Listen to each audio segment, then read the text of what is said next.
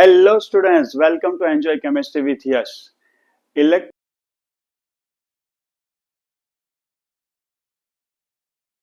बहुत बहुत स्वागत है आप लोग। अगर आप ये वीडियो पहली बार देख रहे हैं, चैनल पर फर्स्ट टाइम आए हैं, तो डेफिनेटली इस चैनल को लाइक और सब्सक्राइब करें।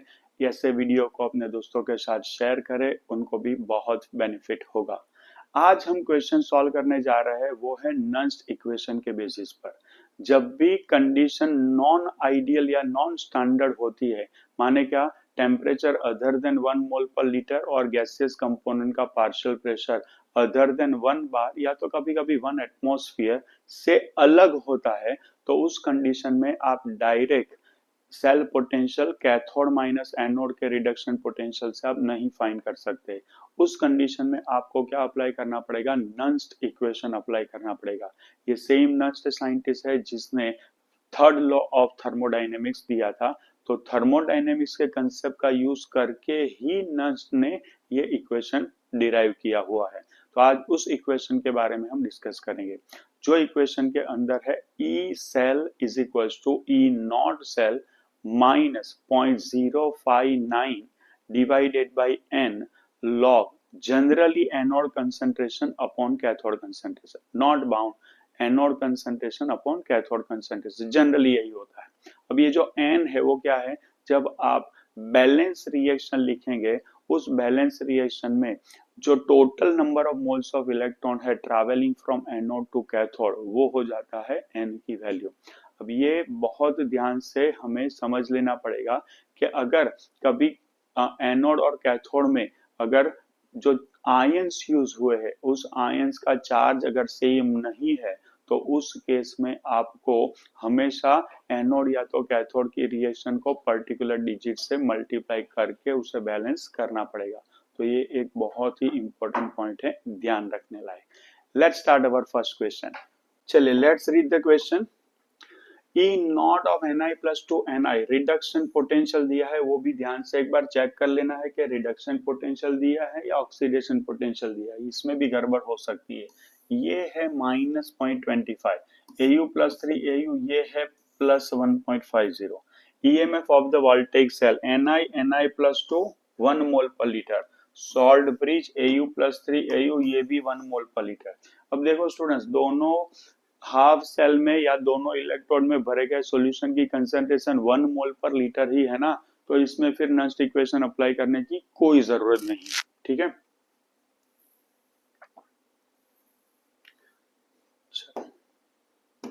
तो E naught cell is equal to cathode का रिडक्शन पोटेंशियल, ये हो गया कैथोड का रिडक्शन पोटेंशियल, और ये हो गया एनोड का रिडक्शन पोटेंशियल। वैल्यू कितनी है स्टूडेंट्स? वैल्यू है 1.50 माइनस माइनस 0.25, सो ये बन जाएगा 1.50 प्लस 0.25 और ये बनेगा 1.75 वोल्ट।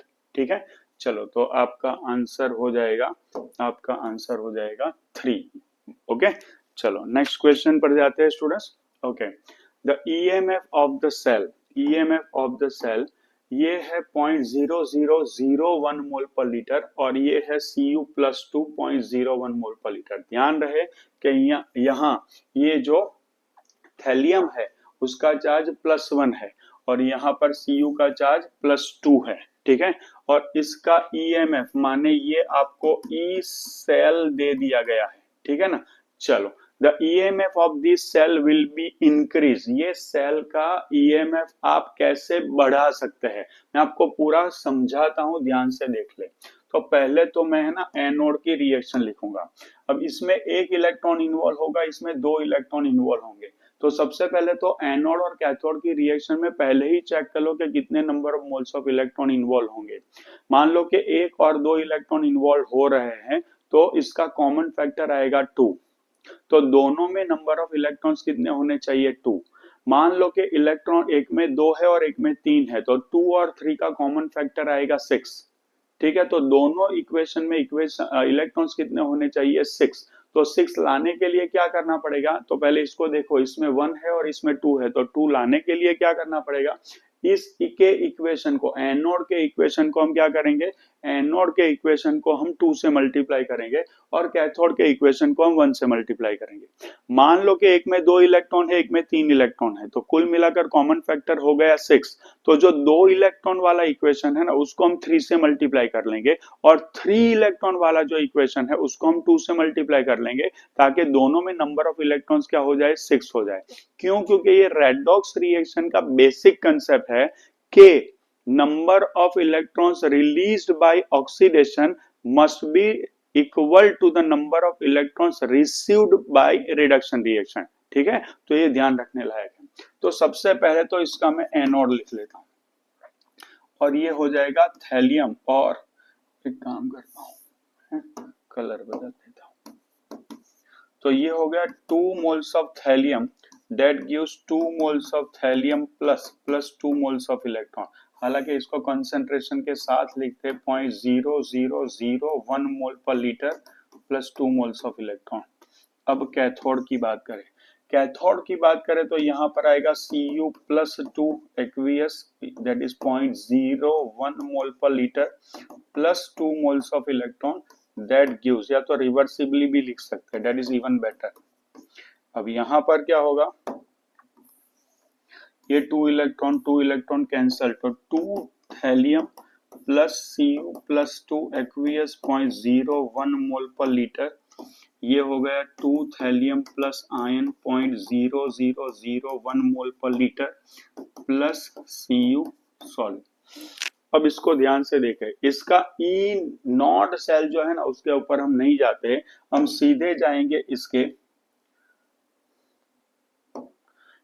जाएंगे इसके ई सेल पर, Nernst equation, E naught cell -0.059 upon N log of क्या आएगा, ये सॉलिड जो होगा, ये सॉलिड।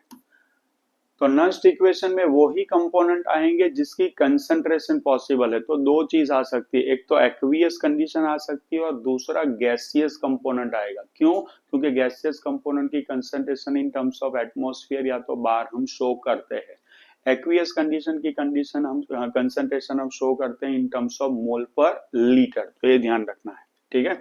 चलो 0.059 और यहाँ आएगा TL प्लस, कोएफिशिएंट 2 है तो पावर बनेगा 2, और यहाँ पर आएगा स्टूडेंट्स Cu प्लस 2। अब ध्यान से, इसमें है ना केमिस्ट्री यहाँ खत्म हो गया, अब सिर्फ मैथमेटिक्स है। आपको करना क्या है, आपको करना क्या है, आपको ई सेल की वैल्यू बढ़ानी है। तो ई सेल की वैल्यू बढ़ाने के लिए आपको क्या करना पड़ेगा, ई नॉट सेल में से ये सब्ट्रैक्ट हो रहा है। अब ये सब्ट्रैक्ट होने वाली वैल्यू अगर डाउन जाएगी तो ई सेल की वैल्यू बढ़ेगी। देखो E naught cell is a constant value, वो कंसंट्रेशन बदलने पर भी बदलता नहीं है। क्यों? It is predefined with 1 mole पर लीटर कंसंट्रेशन। तो ये वैल्यू कांस्टेंट है। ये वैल्यू ऊपर नीचे हुई तो ई सेल की वैल्यू ऊपर नीचे होगी। हाँ, आप ऐसा कंसंट्रेशन एडजस्ट कर सकते हैं जिससे ई सेल की वैल्यू ई नॉट सेल से भी ऊपर चली जाए, और ऐसी कंसंट्रेशन भी एडजस्ट कर सकते हैं जिससे ई सेल की वैल्यू ई नॉट सेल से नीचे चली जाए। आप ऐसी कंसंट्रेशन भी एडजस्ट कर सकते हैं जिसमें ये जो है ना, इसका रेशियो जो है ना वो 1 हो जाए। अब इसका रेशियो 1 हो जाए तो log 1 की वैल्यू 0 होगी, तो माने पूरी टर्मिनोलॉजी 0 हो जाएगी, माने ई सेल की वैल्यू ई नॉट सेल हो जाएगी। अब आपको करना क्या है, ध्यान से समझिए। ई सेल की वैल्यू अगर आप बढ़ाना चाहते हैं तो ये जो वैल्यू है ना, उससे आपको क्या करना पड़ेगा, उससे आपको डिक्रीज करना पड़ेगा। अब इसमें ये तो कांस्टेंट है, ये तो कांस्टेंट है, तो it will depend on what, it will depend, ये क्या है स्टूडेंट्स, ये है एनोड की कंसंट्रेशन, और ये क्या है स्टूडेंट्स, ये है कैथोड की कंसंट्रेशन। अब देखो ध्यान से, एनोड की कंसंट्रेशन अगर आप डिक्रीज करोगे ना तो ये ओवरऑल वैल्यू डिक्रीज होगी। अगर ये ओवरऑल वैल्यू डिक्रीज होगी तो लॉग की वैल्यू डिक्रीज होगी। लॉग की वैल्यू डिक्रीज होगी, इसका मतलब क्या हुआ कि quantity that is subtracted from E naught cell will go down, and due to that value of E cell will increase. Once again, anode की कंसंट्रेशन अगर हम डिक्रीज करेंगे तो ये सर्कल्ड पार्ट डिक्रीज होगा क्योंकि न्यूमरेटर डिक्रीज हो रहा है तो फिर उसका लॉग भी डिक्रीज होगा, तो फिर ये पूरी क्वांटिटी डिक्रीज होगी। तो ई नॉट सेल में से अब तक जितनी वैल्यू सबट्रैक्ट होती थी उससे कम वैल्यू सबट्रैक्ट होगी, तो ई सेल की वैल्यू क्या हो जाएगी, इंक्रीज हो जाएगी। तो हमें क्या करना चाहिए कि एनोड की कंसंट्रेशन डिक्रीज करनी चाहिए। दूसरी बात, कैथोड, कैथोड की वैल्यू इंक्रीज करो। तो कैथोड की वैल्यू इंक्रीज करोगे तो क्या होगा, तो फिर से ये सर्कल की वैल्यू, क्योंकि आप कैथोड की वैल्यू इंक्रीज कर रहे हो तो क्या कर रहे हो स्टूडेंट्स, आप डिनोमिनेटर बढ़ा रहे हो। तो कैथोड बढ़ने से डिनोमिनेटर बढ़ेगा, ये सर्कल वाला पार्ट डिक्रीज होगा, उसका लॉग डिक्रीज होगा, पूरा मैग्नीट्यूड क्या हो जाएगा, डिक्रीज हो जाएगा। तो अब तक जो वैल्यू ई नॉट सेल में से सबट्रैक्ट हो रही थी उससे कम वैल्यू सबट्रैक्ट होगी, and due to that E cell जो है ना, ई सेल की वैल्यू जो थी उससे बढ़ जाएगी। तो कैथोड की कंसंट्रेशन आपको क्या करना चाहिए, कैथोड की कंसंट्रेशन आपको बढ़ा लेनी चाहिए। तो एनोड की कंसंट्रेशन घटाओ, कैथोड की कंसंट्रेशन बढ़ाओ। तो this should be the concept, ठीक है। एक छोटा सा कंसेप्ट है जो बहुत ज्यादा तो असर नहीं करता है लेकिन कर सकता है, और वो क्या है वो मैं आपको बता देता हूं। और वो कंसेप्ट है, that concept is, say that concept is this. अगर ये वैल्यू जो है ना 0.059 which is a constant value, इस वैल्यू को भी अगर आप डिक्रीज करोगे ना तो all together quantity will go down. तो अब तक जो वैल्यू सबट्रैक्ट हो रही थी उससे कम वैल्यू सबट्रैक्ट होगी। अब इसका मतलब क्या हुआ वो समझे कि 0.059 आता कहां से है, it is the simplification of 2.303 R T upon F. अब अगर आप इसमें देखने जाए ना तो सारी की सारी वैल्यू कांस्टेंट है, 2.303 कांस्टेंट है, आर यूनिवर्सल गैस कांस्टेंट है, एफ फैराडे कांस्टेंट वो भी कांस्टेंट है, लेकिन यहाँ पर जो टी है ना, टी हालांकि वो भी कांस्टेंट ही है, क्यों, क्योंकि कंसंट्रेशन या तो प्रेशर बदलता है, हम यही पकड़ के चलते हैं कि टेम्परेचर तो 25 डिग्री सेल्सियस ही रहता है, 298 केल्विन ही रहता है। आई बात समझ में। लेकिन यहां पर अगर आपने टेम्परेचर 298 रखा है ना तो ये वैल्यू 0.059 है। अब मान लो कि आपने टेम्परेचर 25 डिग्री सेल्सियस के बदले 24 डिग्री सेल्सियस कर दिया, 23 डिग्री सेल्सियस कर दिया, तो 298 के बदले वो 297 होगा, 296 होगा। उसकी वजह से क्या होगा, उसकी वजह से ये कांस्टेंट वैल्यू जो है ना उसका मैग्नीट्यूड कम होगा, उसका मैग्नीट्यूड कम होगा तो ऑल टुगेदर ये वैल्यू भी क्या होगी, कम होगी। ये वैल्यू भी कम होगी तो उसमें से ई नॉट सेल में से सबट्रैक्ट होने वाली वैल्यू कम होगी, तो ऑब्वियसली ई सेल की वैल्यू क्या हो जाएगी, बढ़ जाएगी। तो आपको क्या करना चाहिए, टेम्परेचर डिक्रीज करना चाहिए। लेकिन इसमें एक फॉल प्ले हो सकता है, क्या मैं आपको बताऊं। अब मान लो कि कोई स्टूडेंट्स ये सोचे कि भाई टेम्परेचर घटाने से फायदा होता है, वो क्यों होता है वो भी मैं आपको बता दूं।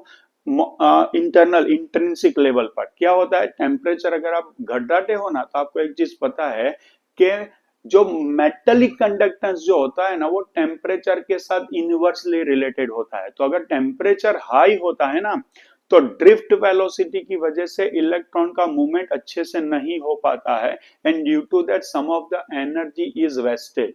तो वेस्ट हो जाएगी ना एनर्जी, तो टेम्परेचर अगर आप लो रखोगे ना तो ड्रिफ्ट वेलोसिटी भी कम हो जाएगी, motion of electron will be facilitated, and due to that waste of energy can be avoided, and due to that reason potential आपको थोड़ा अच्छा मिल सकता है। ये इंट्रिंसिक लेवल की बात हुई। अब आप सोचेंगे कि तो फिर तो temperature as low as possible रखना चाहिए। अगर आप लो रखेंगे ना तो प्रॉब्लम ये हो जाएगा कि सॉल्यूशन जो हमने रखा हुआ है ना वो धीरे धीरे फ्रीज होना चालू हो जाएगा। तो अंदर एग्जिस्टिंग आयंस जो है ना उस आयंस की मूवमेंट अच्छी नहीं हो पाएगी, and that is actually not fair case. तो टेम्परेचर से जनरली कोई प्ले नहीं करता है, बात समझ में आ गई। टेम्परेचर से कोई प्ले नहीं करता है। प्ले किससे किया जाता है, प्ले किया जाता है एनोडिक कंसंट्रेशन से, प्ले किया जाता है कैथोडिक कंसंट्रेशन से। अब यहां पर इस वैल्यू को कोई हमें लेना देना नहीं है। तो एनोड में कौन है, एनोड में Tl प्लस है, उसकी कंसंट्रेशन और डाउन ले जाओ, और कैथोड पर कौन है Cu+2, उसकी कंसंट्रेशन और अप ले जाओ। हालांकि यहाँ पर जो वैल्यू दे रखी है ना उसको आप जो है उससे चेंज कर सकते हैं, लेकिन मैंने इन जनरल ही आपको बता दिया कि करना क्या चाहिए। Now let's explore the options. Increasing the concentration of Cu+2, Cu+2 कहां पर है, कैथोड पर है, तो ये सही है। Decreasing the concentration of Tl+, ये कहां है, एनोड पर, तो ये भी सही है। Increasing the concentration of both concentration बढ़ाओगे तो आपको फायदा नहीं होगा। एंड देख लो भाई, हमारा एक बहुत ही अच्छा 1 and 2 बोथ करेक्ट है ना, तो ये आ गया। तो कंसेप्चुअल लेवल पर ये क्वेश्चन बहुत ही अच्छा था, आप लोगों को सारी चीजें समझ में आ गई होगी। और जैसे मैंने यहाँ पर मार्क करवाया है ना, कि अगर आप चाहते हैं कि आपका ई सेल इंक्रीज हो जाए तो you should follow these 3 condition. 3 condition का मतलब ये कि मैंने टेम्परेचर भी बता दिया है, लेकिन आइडियली क्या करना है, ideally we will play with anode and cathode concentration, anode as low as possible, cathode as high as possible. Let's have a new fresh question. Okay, let's read how it goes.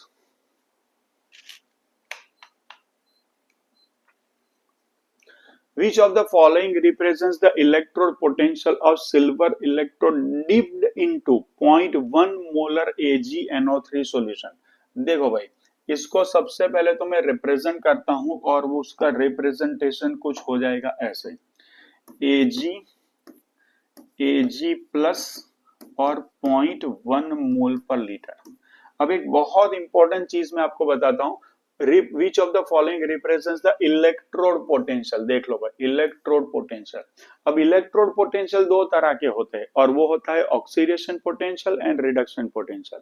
Now IUPAC convention ये है कि जब भी कुछ भी mention नहीं होना तो उसका मतलब होता है रिडक्शन पोटेंशियल। तो हमें क्या फाइंड करना है, रिडक्शन पोटेंशियल फाइंड करना है। और रिडक्शन पोटेंशियल फाइंड करते वक्त हमें ध्यान रखना है कि हमें रिएक्शन लिखनी पड़ेगी रिडक्शन वाली, माने कैथोड की रिएक्शन लिखेंगे और उसे सॉल्व करेंगे। अब इस पूरे क्वेश्चन में आप लोगों को 99% केस में ऐसा होगा कि उसका ई नॉट जो है ना, ई नॉट वो नहीं देंगे, ठीक है।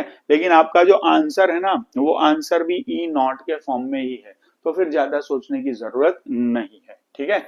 आगे बढ़ेंगे स्टूडेंट्स। अब रिएक्शन लिखेंगे कैथोड की, कैथोड की रिएक्शन लिखेंगे, दैट इज Ag प्लस 0.1 मोल पर litre plus electron reversibly Ag solid, ठीक है। अब इसका नॉन्स्ट इक्वेशन अगर मैं अप्लाई करूं तो नॉन्स्ट इक्वेशन क्या होगा, ई सेल या तो ई नॉट सेल, क्योंकि क्या है, ये इलेक्ट्रोड का फाइंड करना है, Ag plus is equals to E naught Ag plus Ag minus 0.059 upon n log of, इसमें इसका Q लिख देना है, माने रिएक्शन कांस्टेंट लिख देना है, ठीक है ना। तो ये तो आएगा नहीं, ये आएगा, that is 1 upon Ag plus concentration आएगा, तो E naught Ag plus Ag minus 0.059, एक इलेक्ट्रॉन इन्वॉल्व है तो n की वैल्यू आएगी 1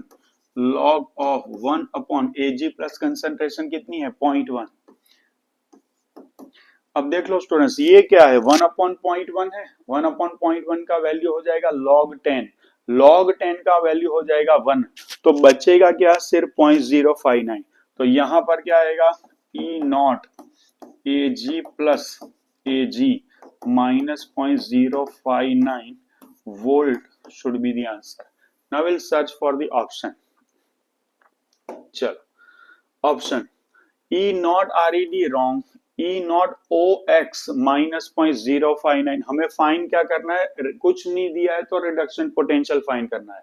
देख लो, E not Ag plus Ag का मतलब क्या होता है कि रिडक्शन पोटेंशियल है, रिडक्शन पोटेंशियल है, तो ये reduction potential standard reduction potential है, वो भी ध्यान रखना। तो standard reduction potential minus 0.059, standard reduction potential plus, तो ये गलत हो गया।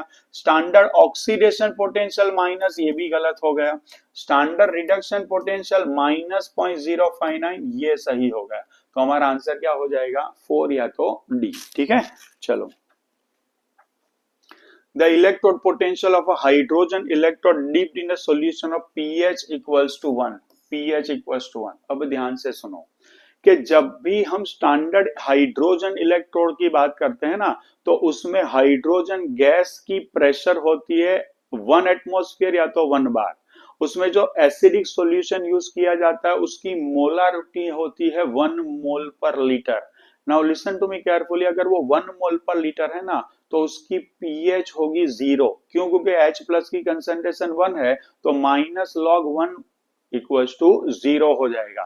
तो पीएच इक्वल्स टू 0 पर, सुनना ध्यान से, पीएच इक्वल्स टू 0 पर वो स्टैंडर्ड हाइड्रोजन इलेक्ट्रोड है, पीएच इक्वल्स टू 1 पर वो स्टैंडर्ड हाइड्रोजन इलेक्ट्रोड नहीं है।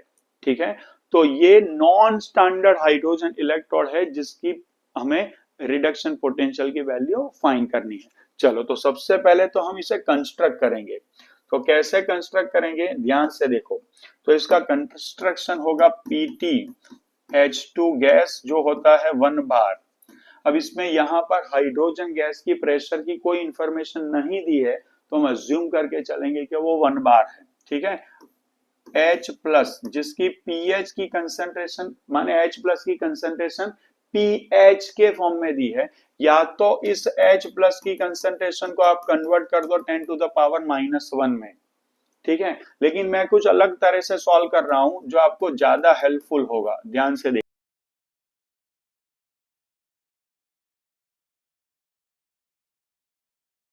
तो हम क्या फाइंड करेंगे, रिडक्शन पोटेंशियल। इसके लिए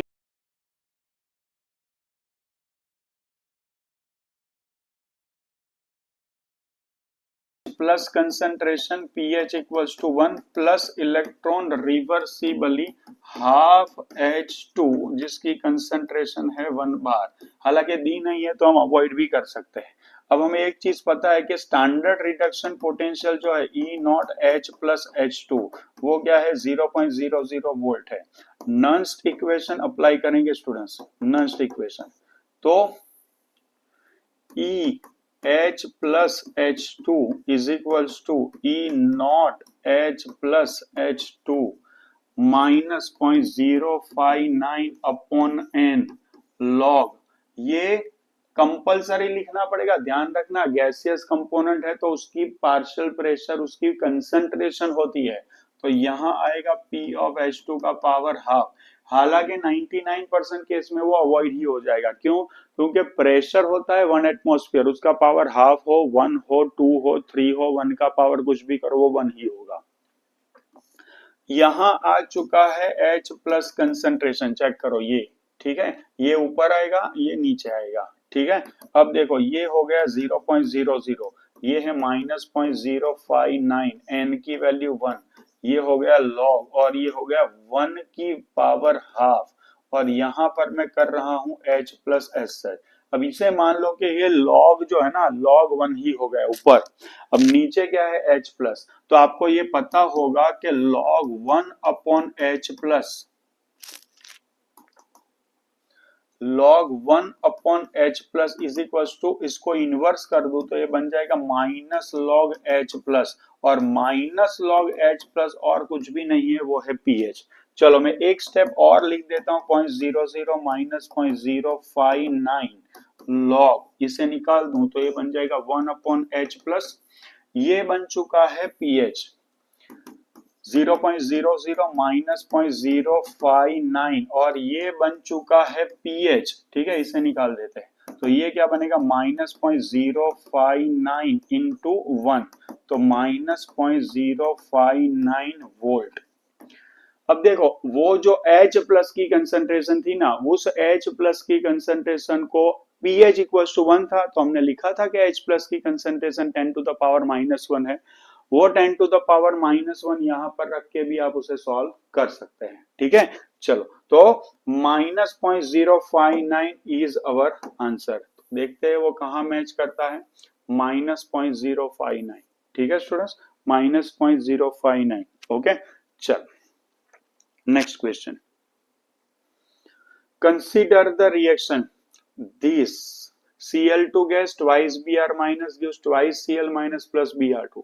The EMF of the cell when Cl minus equals to Br minus equals to 0.01 molar and Cl2 gas at 0.25 atmosphere, माने इसका प्रेशर कितना है, 0.25 एटमॉस्फेयर है। Atmosphere will be what, E naught of the cell above reaction. इसका E naught हमें directly दे दिया गया है। ठीक है। अब इसका डायरेक्ट यूज कैसे करेंगे? Cl2 में से ट्वाइस Cl माइनस कब बनेगा? जब वो 2 मोल इलेक्ट्रॉन रिसीव करेगा। एंड ट्वाइस Br माइनस में से Br2 कब बनेगा? जब वो 2 मोल इलेक्ट्रॉन रिलीज करेगा। माने अगर आप नंस्ट इक्वेशन अप्लाई कर रहे हो ना स्टूडेंट्स, तो n की वैल्यू आपको क्या लेनी है? n की वैल्यू आपको 2 लेनी है। ठीक है, चलो अब ध्यान से लेट्स स्टार्ट। अब देखो मैं डायरेक्ट नस्ट इक्वेशन अप्लाई कर रहा हूं, देखते हैं। E cell is equal to E naught cell minus 0.059 upon N. अब ध्यान से देखना, log product upon reactant concentration, तो प्रोडक्ट है Cl माइनस का स्क्वायर और रिएक्टेंट है Br माइनस का स्क्वायर। जो कोएफिशिएंट है वो पावर बनेगा, लेकिन अलोंग विथ दैट ये PCl2 भी आएगा। अलोंग विथ दैट क्या आएगा? ये PCl2 भी आएगा। ध्यान रखना, कभी भी गैसियस कंपोनेंट को इग्नोर ना करें। अब यहां पर क्या दे रखा है कि Cl minus concentration equal to Br minus is equal to 0.01 mole पर लीटर। अब इसकी वैल्यू ना भी देते ना तो चलता, क्यों? क्योंकि ये दोनों तो निकल ही जाएंगे। तो मैं इसको अभी से, इसको मैं क्या करता हूं, अभी से इस सिस्टम से बाहर ही फेंक देता हूं। ये और ये दोनों मैंने काट लिए, तो ये हो गया, इसकी वैल्यू है 0.29 स्टूडेंट्स, ये है माइनस 0.059 और यहां पर आएगा n की वैल्यू आ जाएगी 2 और ये है log 1 अपॉन 0.25। अब 0.25 क्या होता है स्टूडेंट्स? 0.20 का 5 क्या होता है? वो होता है 1 अपॉन 4। तो 1 अपॉन 0.25 को मैं लिख दूंगा log 4। चलो अब ये हो गया है 0.29 माइनस 0.059 अपॉन 2, तो ये हो जाएगा log 4। अब कुछ log की वैल्यू है ना, आप लोगों को याद कर लेनी है। जैसे कि log 2 की वैल्यू बहुत ही कॉमन है, जो बार बार आती रहती है, दैट इज 0.3010। अप्रोक्सीमेटली आप इसको 0.3 कह सकते हैं। सुनना ध्यान से। अब अगर आप log 4 है ना, तो log 4 क्या होता है? log 2 का स्क्वायर होता है, that is 2 times log 2, that is 2 into 0.3010, that is 0.6020। Actual value इसकी 0.6021 है। अप्रोक्सीमेटली आप उसको 0.6 लिख सकते हो। ठीक है, यहां आ जाओ। 0.29 माइनस 0.059 अपॉन 2 और इसको मैं अप्रोक्सीमेटली 0.6 लेता हूं। अब अप्रोक्सीमेशन में कैसे आगे बढ़ेंगे? 0.29 माइनस ये 0.059 है ना, उसको भी मैं 0.06 ले लूं और यहां पर 0.6 कर दूं डिवाइडेड बाय 2, तो ये 0.3 से कट जाएगा। बोलो, अब इसका मल्टीप्लीकेशन अगर आप करोगे ना तो 0.029 माइनस 0.018 आएगा। क्यों? क्योंकि 6 3 जा 18 है और ये एक डेसिमल पॉइंट, ये 2 डेसिमल पॉइंट, तो कुल मिलाकर 3 डेसिमल पॉइंट कटेंगे।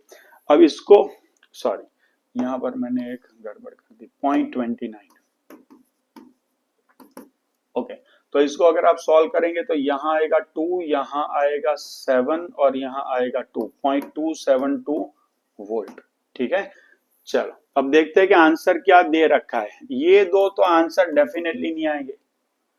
क्यों? क्योंकि स्टैंडर्ड कंडीशन पर वर्क नहीं कर रहा है, तो 0.29 वोल्ट भी गलत है और माइनस 0.29 वोल्ट भी गलत है। तो बचा क्या हमारे लिए? आंसर ये आ गया है, वो अलग बात है।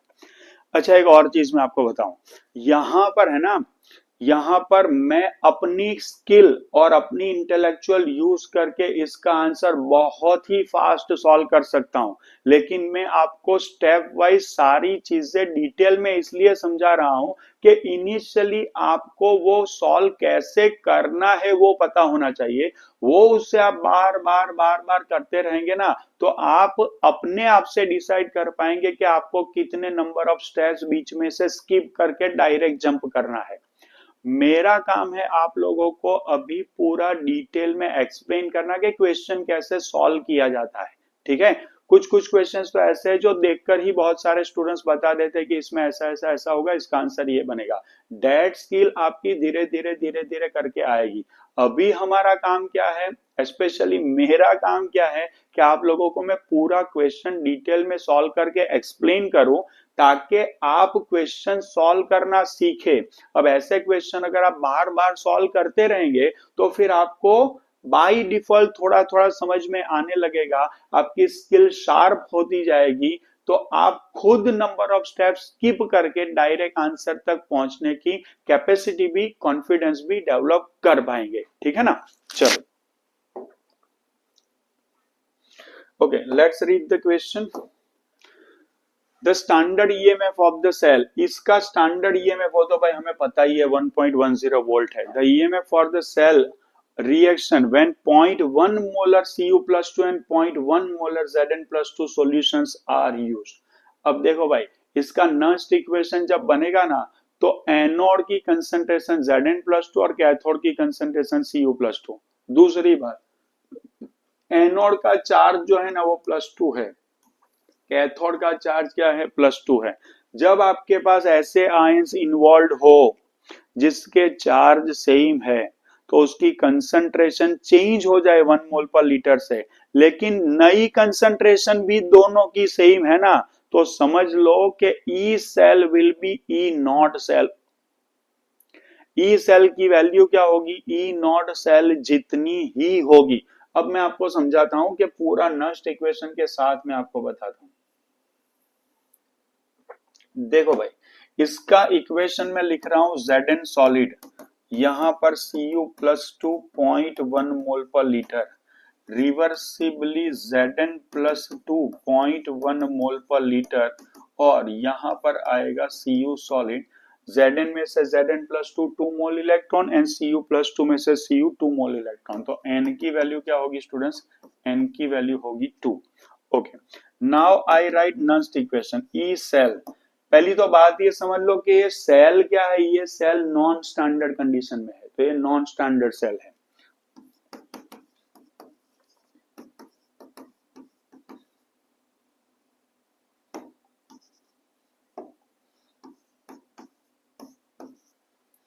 अब देख लो, Zn+2 concentration upon Cu+2 concentration. अब इसको समझने की कोशिश करें आप कि Zn+2 कंसंट्रेशन 0.1 मोल पर लीटर है और Cu+2 कंसंट्रेशन भी 0.1 मोल पर लीटर है, तो इसका रेशियो क्या हो जाएगा? 1 हो जाएगा। log 1 क्या हो जाएगा? 0 हो जाएगा। तो ये पूरी टर्म निकल जाएगी, तो बचेगा क्या? E cell is equal to E naught cell बचेगा। तो इसका आंसर क्या आएगा? 1.10 वोल्ट आएगा। बोलो, बात समझ में आ गई? अब सुनना ध्यान से कि एक Ag+ है और एक Cu+2 है और दोनों की कंसंट्रेशन 0.1 है, तो ऐसा नहीं होगा। क्यों? क्योंकि नस्ट इक्वेशन में Cu+2 आएगा और Ag+ का तो स्क्वायर आएगा ना, तो Cu+2 की वैल्यू तो 0.1 होगी, लेकिन Ag+ की कंसंट्रेशन का स्क्वायर है ना, तो वो 0.1 का स्क्वायर माने 0.01 हो जाएगा। तो रेशियो ऑफ 0.1 to 0.01 या तो 0.01 to 0.1 विल नॉट बी 1। अब मान लो कि एक Zn+2 है और एक Al+3 है, दोनों की कंसंट्रेशन 0.1 है, तो इक्वेशन आप बैलेंस करोगे ना तो उसमें Zn+2 का कोएफिशिएंट 3 आएगा और Al+3 का कोएफिशिएंट 2 आएगा। तो Zn+2 की कंसंट्रेशन का पावर 3 होगा, माने 0.1 का पावर 3 होगा, लेकिन Al+3 की कंसंट्रेशन का पावर 2 होगा, दैट इज 0.1 का पावर क्या होगा? 2। तो रेशियो में एक जगह पर 10 टू द पावर -3 होगा, एक जगह पर 10 टू द पावर -2 होगा। तो ऐसा कब ले सकते हैं? जब एनोड और कैथोड में जो आयंस इन्वॉल्व है ना उनके चार्ज सेम हो, मे बी +1 +1 +2 +2 +3 +3, और उनकी कंसंट्रेशन भी सेम हो, तो ऐसे केस में ई सेल की वैल्यू ई नॉट सेल के बराबर होगी। बात समझ में आ रही है? अगर कोई गैसियस कंपोनेंट इन्वॉल्व है तो उसका प्रेशर में यहां कंसीडर नहीं कर रहा हूं, ये बिलीव करके चल रहा हूं कि वो 180 m ही है।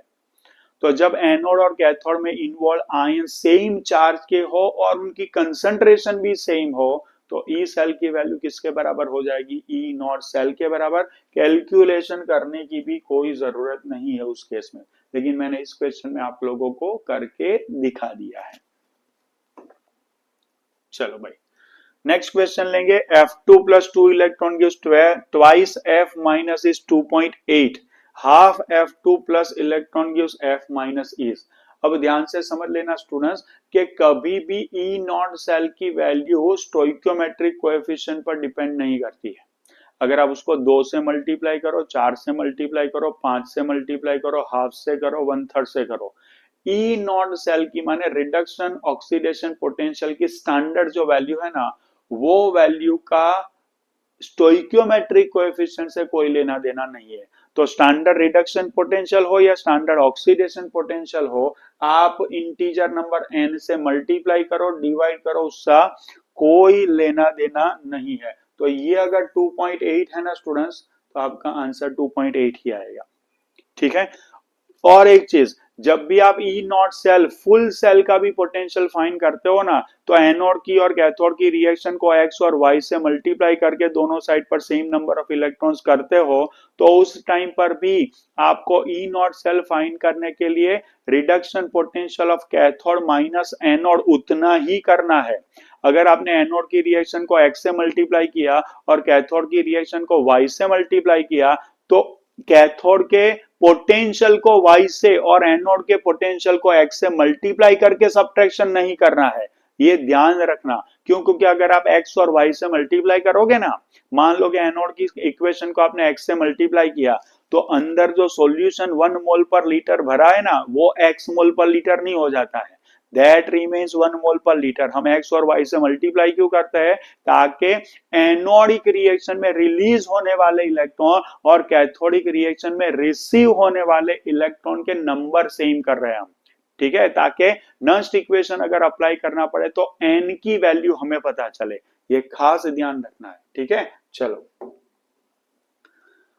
Next question, how much will be the potential of Zn plus 2 change if the solution of Zn plus 2 is diluted by 10 times?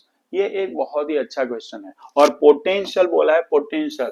अब कौन सा वो बोला नहीं है, तो हम समझ के चलेंगे वो पोटेंशियल कौन सा है। वो पोटेंशियल है क्या? वो पोटेंशियल है रिडक्शन पोटेंशियल। ठीक है, अब इसकी ओरिजिनल कंसंट्रेशन क्या है वो भी नहीं दी है, लेकिन जो है उसको क्या किया है, जो है उसको डाइल्यूट किया है 10 टाइम्स। ठीक है, चलो तो अब इसको चलो मैं पूरा आपको डिटेल में एक्सप्लेन करता हूं। तो ये है उसका हाफ सेल। अब मान लो कि इन Zn प्लस 2 की सेकंड कंसंट्रेशन जो है वो उसकी फर्स्ट कंसंट्रेशन से 10 टाइम्स डाइल्यूटेड है। अब मान लो कि इसको मैं कहता हूं C2 और इसको मैं कहता हूं C1, तो C2 is what? C2 is 10 times diluted as compared to C1। बात समझ में आ गई? सॉल्यूशन डाइल्यूट कर गए तो कंसंट्रेशन डाउन जाएगी। अब इसका मैं क्या लिख रहा हूं? इसका मैं नस्ट इक्वेशन लिखूंगा E1। E1 का मतलब क्या हुआ कि इनिशियल लेवल पर उसका पोटेंशियल क्या होगा? That is going to be E naught minus .059। अच्छा मैं एक काम करता हूं, इसका रिडक्शन पोटेंशियल निकालना है ना, तो रिडक्शन की रिएक्शन आई मिस्ड आउट, तो मैंने ये यहां पर लिख लिया, चेक करो। तो प्रोडक्ट अपॉन रिएक्टेंट, तो ये तो सॉलिड है, ये इक्वेशन में आएगा नहीं, तो सिर्फ यही आएगा upon n log of 1 upon Zn plus 2 concentration. ठीक है, और इसको इनिशियल है ना, तो चलो एक स्टेप और लिख लेते हैं। E1 is equal to E naught minus .059 upon n initial है, तो इसको मैं कर देता हूं 1 upon C1। Same way E2 is equal to E naught, एक काम करते हैं यहाँ और इसको ही दो लेवल पर अप्लाई कर लेते हैं, minus .059 upon n log, second case में क्या बन जाएगा? C2। अब आपको चेंज फाइंड करना है स्टूडेंट्स, तो चेंज क्या होता है? चेंज होता है डेल्टा E, और हमेशा क्या बनेगा? E2 माइनस E1, माने दीज माइनस दीज, तो दीज माइनस दीज करोगे तो E नॉट तो कैंसिल हो जाएगा, दीज माइनस दीज करोगे तो दीज माइनस माइनस ये प्लस हो जाएगा, तो ये बनेगा 0.059 upon N log 1 upon C1 minus 0.059 upon N log 1 upon C2। चलो 0.059 अपॉन एन कॉमन ले लूं तो अंदर आ जाएगा log 1 upon C1 minus log 1 upon C2। तो इसे अगर मैं सिंप्लीफाई करूं तो 0.059 अपॉन एन ये बनेगा log 1 upon C1 upon 1 upon C2। तो ये बनेगा 0.059 upon N log C2 upon C1। ध्यान से हमेशा के लिए ये जो है ना फॉर्मूला, इससे आप हाईलाइट कर ले, बहुत इंपॉर्टेंट। जब भी मेटालिक कंडीशन में आपको कंसंट्रेशन डाइल्यूशन का या कंसंट्रेशन इंक्रीज का क्वेश्चन पूछ ले तो आप इस फॉर्मूला से सॉल्व कर सकते हैं। 0.059 upon N log C2 upon C1 माने क्या, final concentration upon initial concentration. बात समझ में आ गई? अब इसे आगे ले जाते हैं। 0.059 अपॉन एन की वैल्यू है 2 लॉग C2 क्या है, वो है C1 अपॉन 10 अपॉन C1। तो ये हो गया 0.0295 लॉग 1 अपॉन 10। तो इसका मैं इनवर्स कर दूं तो ये बन जाएगा माइनस 0.0295 लॉग 10। लॉग 10 होता है 1, माइनस 0.0295 वोल्ट हो जाएगा। तो इसका आंसर आप क्या लिख सकते हैं? ये ऊपर नहीं जा रहा है, ओके चलो भाई, इसका आंसर आप क्या लिख सकते हैं कि डिक्रीज बाय 0.0295 वोल्ट, या तो आप कह सकते हैं 29.5 मिली वोल्ट, या तो इसका आंसर ये माइनस 29.5 मिली वोल्ट, या तो वर्ड पकड़ना पड़ेगा डिक्रीज। ठीक है, चलो लेट्स सी।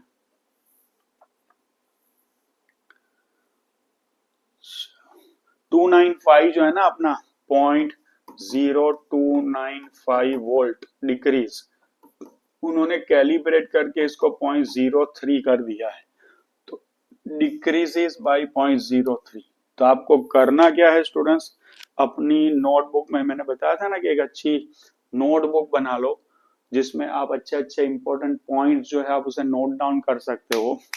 आप ये फॉर्मूला हाईलाइट करके रख दो, ठीक है ना। तो जब भी कभी आपको मेटलिक लेवल पर मेटल एक्टिव इलेक्ट्रोड में जब भी कंसंट्रेशन चेंज का क्वेश्चन पूछे तो इतना लंबा मैंने डिराइव किया है, आपको डायरेक्ट ये यूज कर लेना है कि change in potential equal to 0.059 upon N माने क्या, उसकी कैथोडिक या कुछ भी रिएक्शन एनोडिक कुछ भी दे रखे हो उसमें involve number of electrons, initial concentration sorry final concentration upon initial concentration. ठीक है स्टूडेंट्स, चल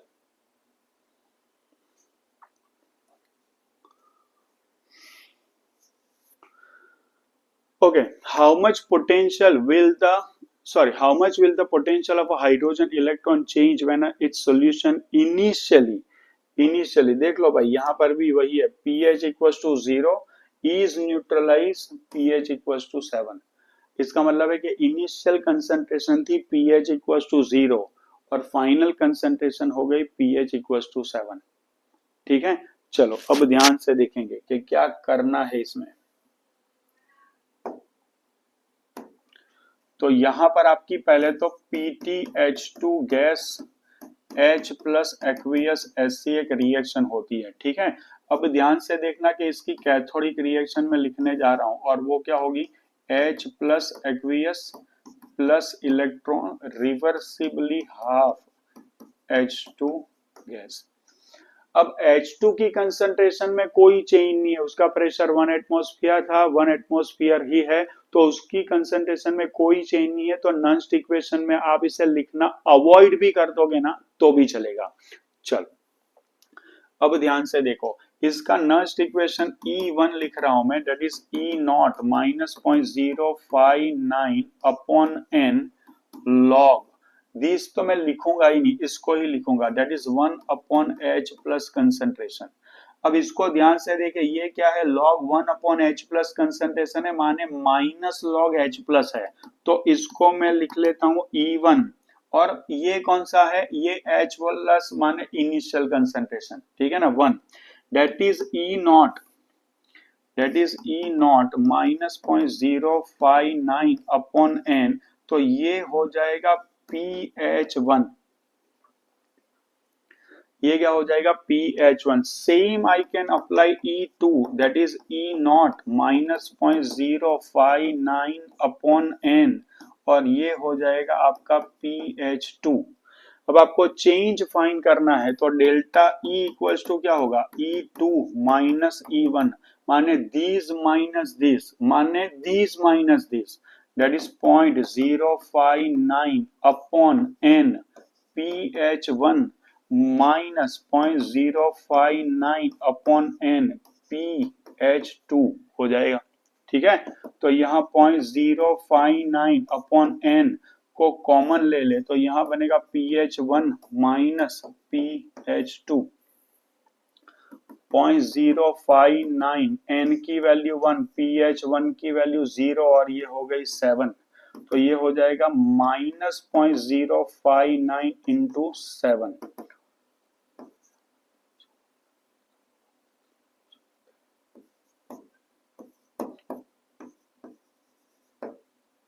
चलो क्वेश्चन नंबर 50, क्वेश्चन नंबर 50 हमारा क्या आ रहा है, डिक्रीज आ रहा है, डिक्रीज, ठीक है ना। चलो तो 0.41 डिक्रीज, ऐसा कोई ऑप्शन है तो देख लेते हैं, देख लो, ये है अपना आंसर, ये डिक्रीज बाय 0.41 वोल्ट, ठीक है। चलो आई होप कि आप लोगों को ठीक से समझ में आ गया होगा, ओके। चलो let's have a new fresh question. Okay, which of the following will increase the voltage of the cell with the following cell reaction? अब देख लो ध्यान से, Sn twice Ag plus gives Sn plus 2 plus twice Ag। अब सुनो ध्यान से, Sn में से Sn plus 2 बन रहा है, माने ये ऑक्सीडेशन है, माने कि ये एनोड की कंसंट्रेशन है, और Ag प्लस में से Ag बन रहा है, माने रिडक्शन हो रहा है, माने ये कैथोड पर भरा हुआ होगा। तो अगर आप सेल का पोटेंशियल बढ़ाना चाहते हैं तो क्या करना पड़ेगा, एनोड की कंसंट्रेशन डाउन ले जाओ और कैथोड की कंसंट्रेशन अप ले जाओ। देखो स्टूडेंट्स, बहुत इंपॉर्टेंट हिंट्स मैं देता रहता हूं, जो मैंने ऐसा क्वेश्चन ऑलरेडी हमने स्टार्टिंग में सॉल्व किया है, अब इसका हम यहाँ सीधा यूज कर सकते हैं, ठीक है। इंक्रीज इन द, क्या करना है, इंक्रीज, पहले ये भी देख लेना पड़ता है क्योंकि कभी कभी डिक्रीज दे देते हैं, ठीक है ना। चलो आगे, increase in the size of silver electrode, electrode की साइज चेंज करने से पोटेंशियल में कोई फर्क नहीं पड़ता है। Increase in the concentration of Sn plus two, Sn plus two तो एनोड पर है, तो एनोड की कंसंट्रेशन तो घटानी चाहिए, तो ये भी गलत है। Increase in the concentration of Ag plus ion, ये बिल्कुल सही किया हमने, और डिक्रीज इन द कंसंट्रेशन गलत, क्यों, क्योंकि जो कैथोड पर है उसकी कंसंट्रेशन हमें बढ़ानी है, तो Ag प्लस की कंसंट्रेशन हमें क्या करनी है, इंक्रीज करनी है, ठीक है। तो पूरी कहानी आप लोगों को समझ में आ गई होगी। तो आज की क्लास में हम लोगों ने कुछ बहुत ही बेसिक लेवल के कंसेप्ट सॉल्व किए हैं रिलेटेड टू नस्ट इक्वेशन, बहुत ही बारीक बारीक चीजें मैंने आप लोगों को बताई है, उस सारी चीजों को आप अपनी नोटबुक में ढंग से लिख ले। दूसरी बात, आप अगर ये सोच रहे हैं कि हमने एमसीक्यू सॉल्व कर रहे हैं लेकिन फिर भी बहुत लंबी लंबी मेथड अप्लाई की है, लेकिन ध्यान रहे कि मैं आपको क्वेश्चन कैसे सॉल्व करना है वो बेसिक सी चीजें आपको मैं समझा रहा हूं, तो आप इस पर अगर आप खुद से मास्टरी ला देंगे ना, तो आई ट्रस्ट यू कि आप में इतनी टैलेंट है कि आप खुद से फिर स्टेप्स को स्किप करके ओरली भी आप कॉन्फिडेंटली लेटर ऑन आप क्या कर सकते हैं, क्वेश्चन सॉल्व कर पाएंगे शॉर्टकट मेथड से भी, और वो सारी शॉर्टकट मेथड्स भी मैं आपको ग्रेजुअली दे ही रहा हूं, तो वो सारी चीजें आप याद कर लीजिए, प्रैक्टिस कीजिए, तब आपको कॉन्फिडेंस आएगा। ये सारे क्वेश्चंस जो मैंने सॉल्व किए वो आपको खुद को सॉल्व करने हैं, खुद से सॉल्व करने हैं, तब जाकर के आपका कॉन्फिडेंस आएगा। आप किसी भी इंस्टीट्यूट में पढ़ रहे स्टूडेंट्स, अगर आप डाउट सॉल्व कराने के लिए डाउट काउंटर पर जाते हैं या टीचर से आप मिलते हैं, टीचर एक्सपीरियंस्ड पर्सन है, वो बहुत सालों से पढ़ा रहे हैं, तो जब भी आप क्वेश्चन लेकर के जाएंगे ना, तो वो बहुत ही स्मूथ वे से एक्सप्लेन करके आपको वो क्वेश्चन बता देंगे। तो आपको भी ये लगेगा कि हाँ, ये तो बहुत आसान है, मुझे समझ में आ गया। लेकिन घर जाकर वो क्वेश्चन आप खुद से सॉल्व नहीं करते हैं ना, फिर से आप समझ लेना कि वो डाउट अभी भी डाउट ही है। तो क्वेश्चन खुद से सॉल्व करना बहुत जरूरी है। ठीक है, आज की क्लास आपको कैसी लगी वो चैट बॉक्स में, सॉरी, कमेंट बॉक्स में जरूर शेयर करें हमारे साथ आपके फीडबैक हमें मोटिवेट करते हैं नए वीडियो बनाने के लिए। बहुत मेहनत से अच्छे से हम बनाने की कोशिश कर रहे हैं, फिर भी आपको कुछ एडिशनल सपोर्ट चाहिए, एडिशनल फीडबैक हो तो आप हमें जरूर बताइए। अपने दोस्तों के साथ शेयर करें, ये उनको बहुत ही ज्यादा बेनिफिट करेंगे। हालांकि एलन के मॉड्यूल्स है, लेकिन प्लस और माइनस लेवल पर सभी इंस्टीट्यूट में ऐसे ही क्वेश्चंस होते हैं। तो उन स्टूडेंट्स के साथ भी अगर आप शेयर करेंगे, किसी भी पढ़ने वाले बच्चे के साथ अगर आप शेयर करेंगे ना, तो उनको डेफिनेटली बेनिफिट होगा ही। ठीक है, तो आप कोई पर्टिकुलर टॉपिक के ऊपर वीडियो चाहते हैं तो वो भी आप मुझे बताएं। बहुत सारे स्टूडेंट्स के फीडबैक आ रहे हैं, रिक्वेस्ट भी आ रही है, हम उनके ऊपर वर्क करेंगे, कर ही रहे हैं, and definitely very soon you will get the result of that. तो ये जो हमने सॉल्व किया है उसकी शीट जो है वो आप लोगों को पीडीएफ के फॉर्म में डिस्क्रिप्शन में मिल जाएगी। अपने दोस्तों के साथ शेयर करें। जो स्टूडेंट्स नए हैं, डेफिनेटली वीडियो को सब्सक्राइब भी करें, चैनल को सब्सक्राइब करें, वीडियो को लाइक करें, कमेंट करें। मिलते हैं फिर नेक्स्ट लेक्चर में। Till then keep learning, enjoy chemistry.